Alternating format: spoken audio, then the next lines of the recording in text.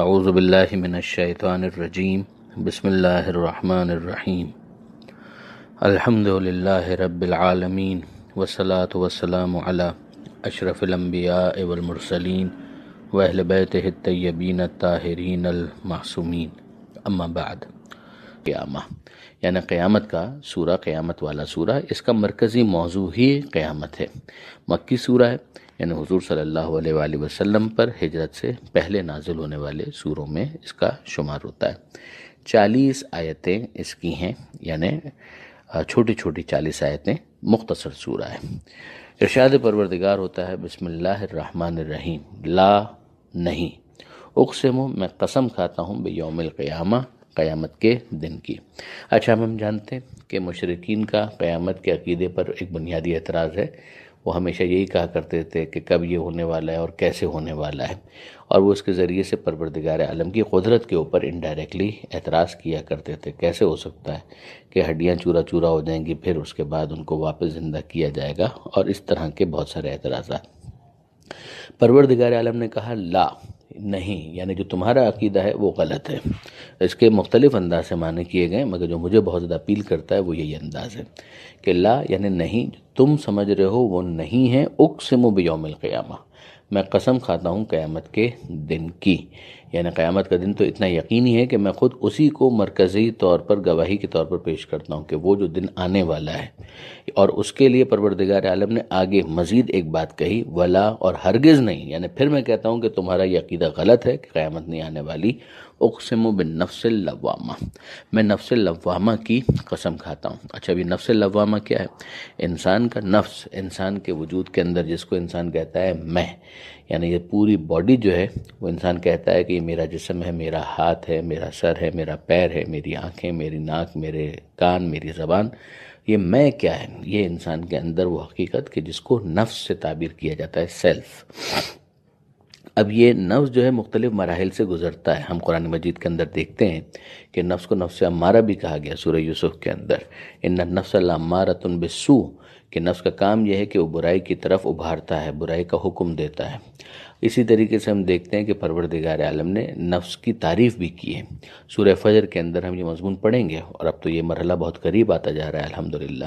کہ جہاں پروردگار عالم نے ارشاد فرمایا کہ یا ایتھا النفس المطمئنہ، اے اطمینان رکھنے والے نفس، یعنی وہ نفس اس پوزیشن میں آ جائے کہ جہاں سیٹسفیکشن ہی سیٹسفیکشن ہو، اطمینان ہی اطمینان ہو،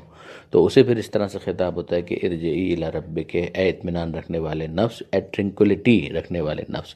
ارجعی یعنی پلٹ آ اپنے رب کی بارگاہ میں، راضیۃ مرضیہ، اس عالم میں کہ تو اپنے رب سے راضی، تیرا رب تجھ سے راضی۔ تو بہت ہی بڑی بات ہے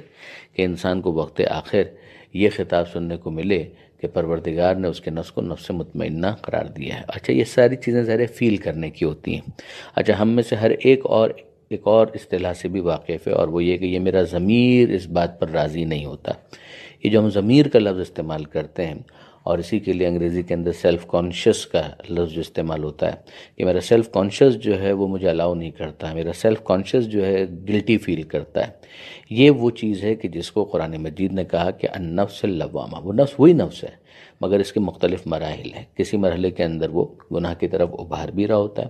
کسی مرحلے پر اس گناہ کے انجام دینے پر وہی نفس انسان کو ملامت بھی کرتا ہے، اور کسی مرحلے پر اگر انسان اس نفس کی ملامت کو رسپونڈ کرتے ہوئے نفس کے امارہ ہونے کو بلاک کرتے ہیں، یہی تزکیہ نفس ہے، نفس کو پاک کرنا، تو اس نفس کی پاکیزگی کا نتیجہ یہ نکلے گا کہ نفس سے امارہ، یعنی جب وہ نفس حکم دیتا ہے تو اس کو لگام ڈال دی جائے، اس کو منع کیا جائے، اور انسان یہ ڈکٹیٹ کرنے کی پوزیشن میں آ جائے، تو یہ تقوی ہے اس کے اندر، کہ یہ اتنا تقوی اس کے اندر آ گیا ہے کہ وہ اپنے نفس کو لگام ڈال سکتا ہے۔ اب ایز اے ریزلٹ جب یہ نفس قابو میں آ جائے گا تو پھر وہ گناہوں کو نہیں انجام دے گا، اور آہستہ آہستہ ایک سیٹسفیکشن، ایک ٹرنکولیٹی، ایک اطمینان ہے کہ جو اس کے نفس کے اندر ڈیولپ ہونا شروع ہو جائے گا۔ یہ چیز جب اپنے پرائم پر پہنچتی ہے تو نفس نفس مطمئنہ بن جاتا ہے، اور اس کا نفس امارہ ہونا یا برائیوں کا حکم دینا جو ہے وہ کنٹرول ہو جاتا ہے۔ اب یہاں پروردگار عالم نے گویا انسان کو متوجہ کیا ہے کہ تم قیامت کے دن کا انکار کرتے ہو، قیامت چھوٹی سی تو میں نے تمہارے اپنے وجود کے اندر رکھی ہوئی ہے کہ یہ تمہارا ضمیر اگر مردہ نہیں ہوا ہے تو پھر یہ تمہارا ضمیر خود غلط کاموں کے اوپر تمہیں ملامت کرتا ہے، یعنی جن چیزوں کے بارے میں تم ریئلائز کر لیتے ہو کہ یہ غلط ہیں تو اس کے بارے میں تمہارا اپنا سیلف کانشیس، تمہارا اپنا وجود، تمہارا اپنا نفس تمہیں ملامت کرتا ہے۔ یہ بدقسمتی ہوگی کہ انسان اپنے اس نفس کو بھی تھپکیاں دے دے کر سلا دے، جس کے بعد اس کا ضمیر ملامت کرنے کے بھی قابل نہ رہے، جیسا کہ بہت سے ظالموں کے کیس کے اندر ہوتا ہے۔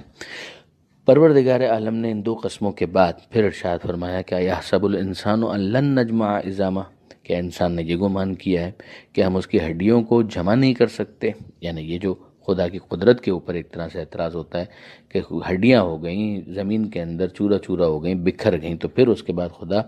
کیسے ان کو جمع کرے گا؟ تو پروردگار فرماتا ہے کیا انسان نے یہ گمان کیا ہے کہ ہم ان ہڈیوں کو واپس جمع نہیں کر سکتے؟ بھلا کیوں نہیں، قادرین علی ان نسویہ بنانا، ہڈیاں تو بہت دور کی بات ہے،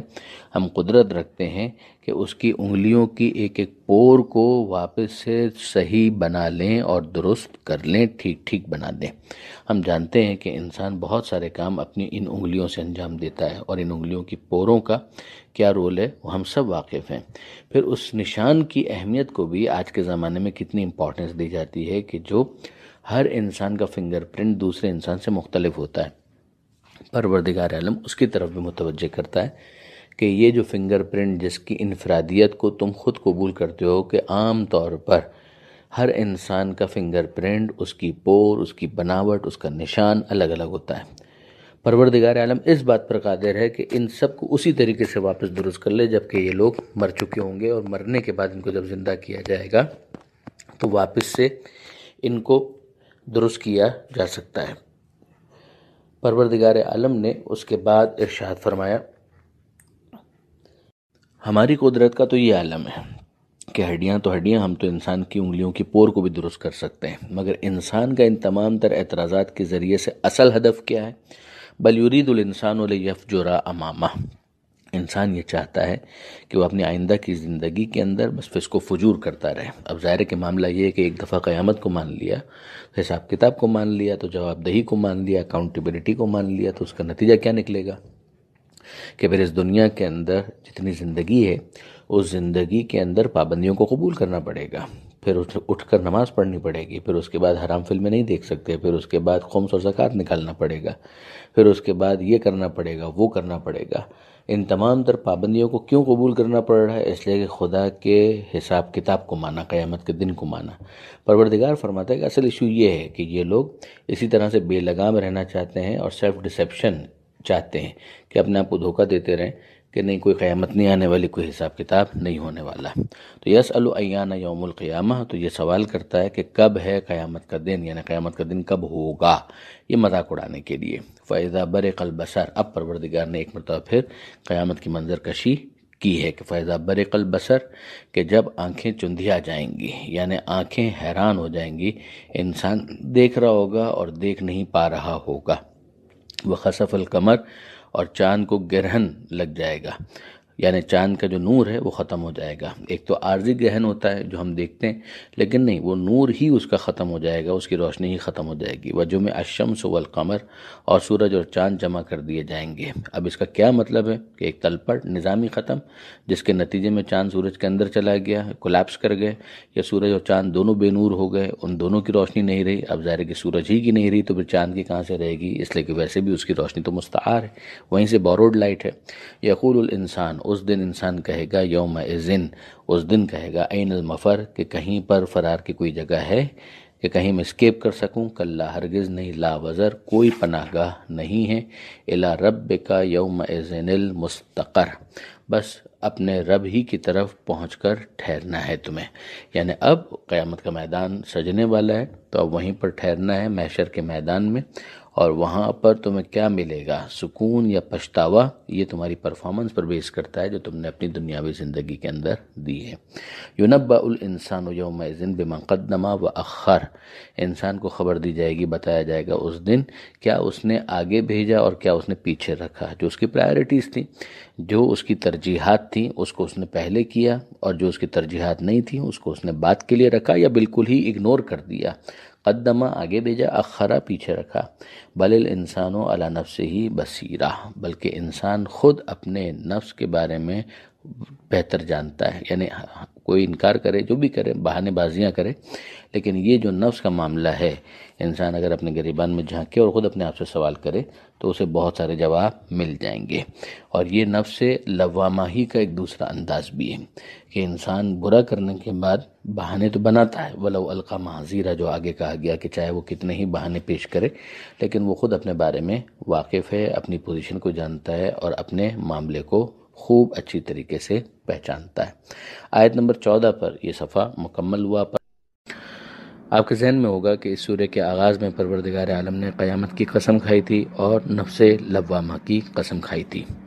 آیت نمبر 14 میں بات یہاں تک پہنچی تھی کہ پروردگار عالم فرماتا ہے کہ بل الانسان علی نفسہ بصیرہ، بلکہ انسان خود اپنے حال کو خوب جانتا ہے۔ ولو القی معذیرہ، اب اسی کے ساتھ جو ریلیٹڈ 15ویں آیت جو اس صفحے پر پہلی آیت نظر آ رہی ہے، ولو القی معذیرہ، چاہے وہ کتنی ہی معذرتیں پیش کرے، کتنے ہی بہانے بنائے۔ معذیر کا یہاں پر ترجمہ بہانے کے اعتبار سے بالکل مناسب ہے، یعنی یہ بہانہ بازی اور یہ ہیلے کرنا، یہ جتنے بھی لیم ایکسکیوزز یہ پیش کر رہا ہے، مگر وہ خود اپنے گریبان میں جھانک کر دیکھے تو اسے پتہ چل جائے گا کہ ان کی کوئی حقیقت اور حیثیت نہیں ہے، وہ خود جانتا ہے کہ وہ مجرم ہے۔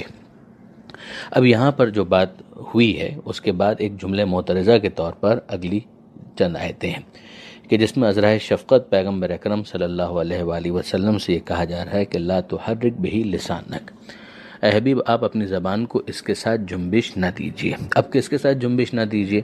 یعنی جب پیغمبر اکرم صلی اللہ علیہ وآلہ وسلم پر وحی نازل ہوتی تھی تو آپ اندازہ کر سکتے ہیں کہ پیغمبر اکرم صلی اللہ علیہ وآلہ وسلم حساس ہیں اس معاملے میں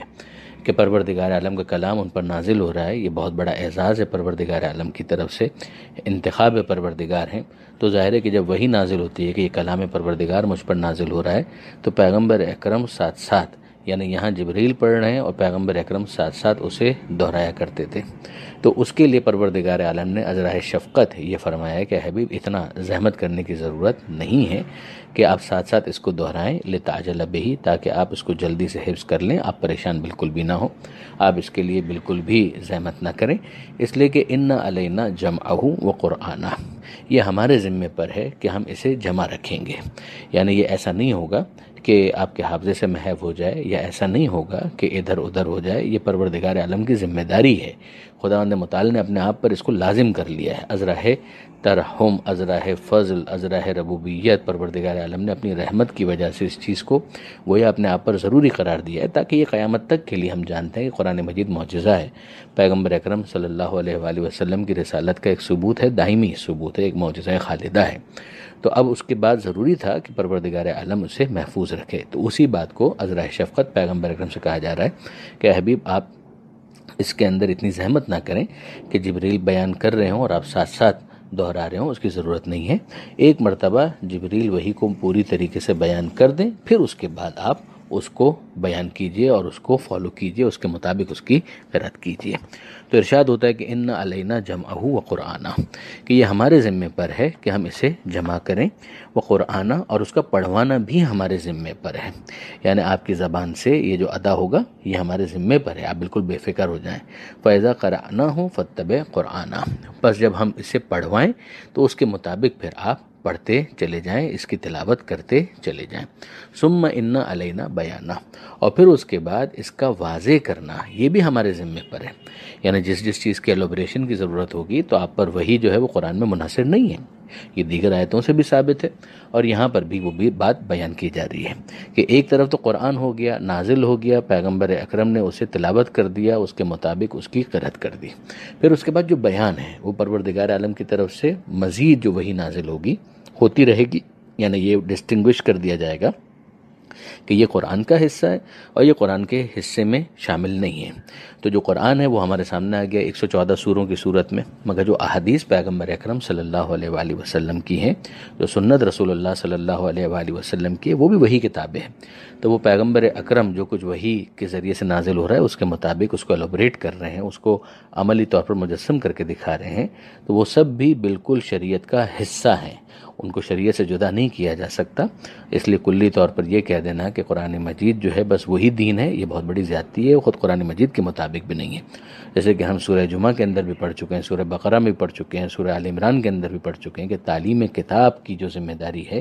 وہ بھی پیغمبر اکرم کو دی گئی ہے۔ اسی کو یہاں پر گویا دوسرے انداز سے کہا گیا کہ ان علینا بیانہ، یعنی وہاں پر جو کہا گیا تھا سورہ جمعہ کے اندر یعلمہم الکتاب والحکمہ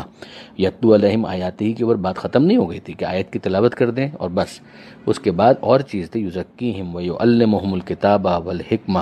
کہ وہ انہیں کتاب کی تعلیم دے، حکمت کی تعلیم دے، اور اس سے پہلے وہ لوگ کھلی ہوئی گمراہی کے اندر مبتلا تھے۔ تو وہ یہاں پر آ گیا ثم ان علینا بیانہ، کہ اے حبیب اس کے بعد اس کو بیان کرنے کی بھی ذمہ داری ہماری ہے۔ اور پھر ہم دیکھتے ہیں کہ پیغمبر اکرم صلی اللہ علیہ وآلہ وسلم نے حدیث ثقلین کے ذریعے سے یہ بھی واضح کر دیا کہ جب میری آنکھ بند ہو جائے گی اور اس دنیا سے میں چلا جاؤں گا، وصال ہو جائے گا، تو اس کے بعد پھر قرآن مجید کے بیان کو کون تمہارے سامنے پیش کرے گا۔ لہٰذا ہم وہاں پر دیکھتے ہیں کہ انی تارکن، کہ میں تمہارے درمیان چھوڑ کر جا رہا ہوں۔ آپ نوٹ کیجئے وہاں پیغمبر اکرم یہ نہیں کہہ رہے میں بنا کر جا رہا ہوں، اس لیے کہ یہ ذمہ داری تو خدا نے لی ہے۔ تو پیغمبر اکرم بھی فرماتے ہیں کہ انی تارکن، کہ میں تمہارے درمیان چھوڑ کر جا رہا ہوں، یعنی یہی چیز جو قرآن کی صورت میں مجھ پر نازل بھی ہے اس کو میں نے تمہارے سامنے قرأت کر دیا، پڑھ دیا، اور پھر اس کے بعد جو بیان قرآن کی ذمہ داری ہے، جتنا تم نے مجھ سے سن لیا وہ سن لیا، اب جو میرے اوپر نازل ہوا ہے بیان قرآن کے حوالے سے، وہ آگے میں نے کس کے حوالے کیا ہے؟ تم لوگوں نے تو جتنا سنا وہ سنا، مگر تم میں سے بہت سے بھول بھی جائیں گے، بہت سے اس کے اندر خلط کر دیں گے، بہت سے اس کے اندر جانتے بوجھتے بھی گڑبڑ کر دیں گے جو منافقین تھے۔ تو اس کی ضرورت تھی، تو پروردگار عالم کی اس آیت کی تشریح کے طور پر ہمیں حدیث ثقلین کو دیکھنا ہوگا کہ میں تمہارے درمیان دو چیزیں چھوڑ کر جا رہا ہوں، انی تارکن فیکم الثقلین کتاب اللہ و عطرتی اہل بیتی، ایک اللہ کی کتاب اور دوسرے میری عطرت، میرے اہل بیت۔ جب تک تم ان دونوں سے متمسک رہو گے ہرگز ہرگز گمراہ نہ ہوں گے۔ اب اس کے بعد جو اگلی آیت ہے اس میں گویا پھر سابق سے اس رب کو جوڑ دیا گیا، تو قیامت کے حوالے سے تھا، تو ایک درمیان میں جملہ معترضہ اور پھر پیچھے سے قیامت کے حوالے سے گفتگو جو ہے متصل ہو جاتی ہے۔ کلا، ہرگز نہیں، بل تحبون العاجلہ، بلکہ تم وقتی دنیا کو دوست رکھتے ہو۔ یعنی اصل ایشو کیا ہے کہ تم کیوں قیامت کا انکار کرتے ہو؟ تو تمہارا قیامت کا انکار کرنا ایک تو چیز پہلے آ گئی تھی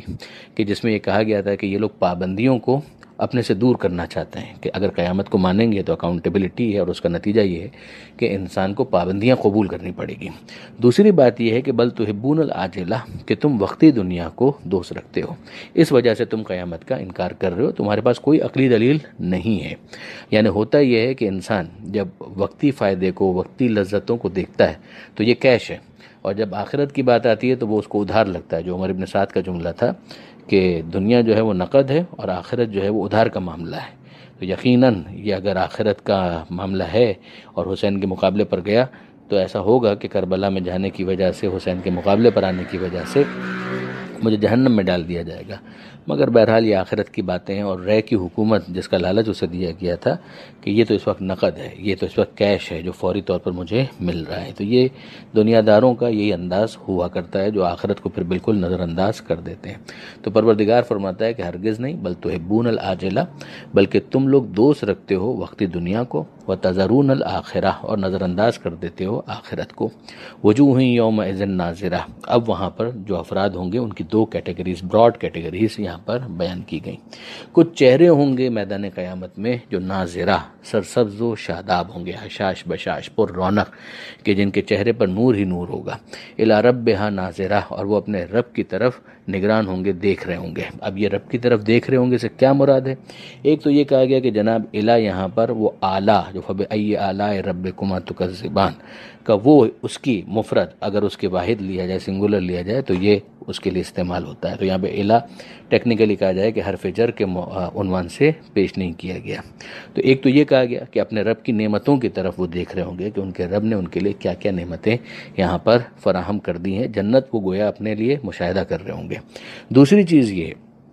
کہ یہاں پر کہا گیا کہ یہ اپنے رب کے رحمت کے جلوے دیکھ رہے ہوں گے. اس میں پھر الہ کو الہی کے معنی میں، یعنی الہ کو حرف جر ہی کے عنوان سے لیا گیا کہ یہ اپنے رب کی نعمتوں کی طرف اور جلووں کی طرف دیکھ رہے ہوں گے. یعنی الہ ربہ ناظرہ، یعنی الہ رحمت ربہ ناظرہ، اس میں ایک چیز کو مقدر یا یہاں پر پوشیدہ مانا گیا ہے.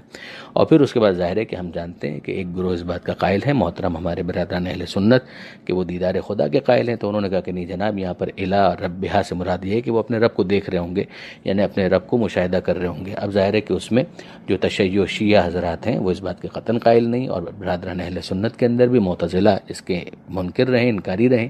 کہ پروردگار عالم کی رؤیت ممکن ہو، آنکھوں سے دیکھا جا سکے. اس کے لیے خود قرآن مجید کی آیت ہے کہ لا تدرکہ الابصار، کی ان آنکھوں میں کہاں دم ہے کہ وہ خدا کو درک کر سکیں. تو پھر اس کے بعد کیا صورت ہوگی خدا کو دیکھنے کی؟ تو اس کے لیے پھر بہت سے سمجھدار افراد ہیں، انہوں نے کہا کہ نہیں جناب، یہاں پر یہ ادراک خاص ہے جس کو ہم لوگ بیان نہیں کر سکتے لفظوں کے ذریعے سے، یعنی مانوی ایک قرب ہوگا کہ جو اس موقع پر حاصل ہوگا. اس کے لیے حضرت علامہ سید علی نقی صاحب نے بہت پیارا ایک تبصرہ کیا ہے کہ اس خارج از ادراک چیز کو ہم اگر بصارت کے بجائے بصیرت کہیں اور رویت کے بجائے ایمان و یقین کہیں تو پھر نزاع لفظی رہ جائے گی جو کوئی علمی حیثیت نہیں رکھتی. خلاصہ کلام یہ ہے کہ بہرحال جسم و جسمانیت سے خدا ماورا ہے، رنگ سے خدا ماورا ہے، وہ ان تمام تر چیزوں کا خالق ہے، وہ کسی مکان کے اندر محدود نہیں ہے، کسی سمت کے اندر محدود نہیں ہے، لہٰذا ان آنکھوں سے پروردگار عالم کو دیکھنا محال ہے.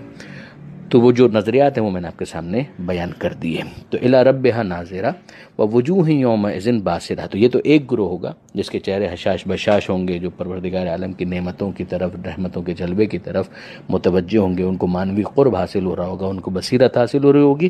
ووجوہ یومئذ باسرہ، اور کچھ چہرے ایسے ہوں گے کہ جو بالکل بگڑے ہوئے ہوں گے، بسورتے ہوئے ہوں گے، یعنی ان کے چہرے پر نو رونق ہوگی، ان کے چہرے جو ہیں بالکل فاق ہوں گے. تظن، اور انہیں گمان ہوگا، انہیں لگ رہا ہوگا ان یفعل بہا فاقرہ، کہ ان کے اوپر انتہائی سختی کی جائے گی، کمر توڑ سختی کی جائے گی. فاقرہ یعنی جو پیٹھ توڑ دے، کمر توڑ دے، ایسی سختی، ایسا عذاب ان کے اوپر نازل ہونے والا ہے، ان کے اوپر یہ تمام تر سختیاں ہونے والی ہیں. کلا، ہرگز نہیں، یعنی جو تم نے سمجھا ہے وہ غلط ہے.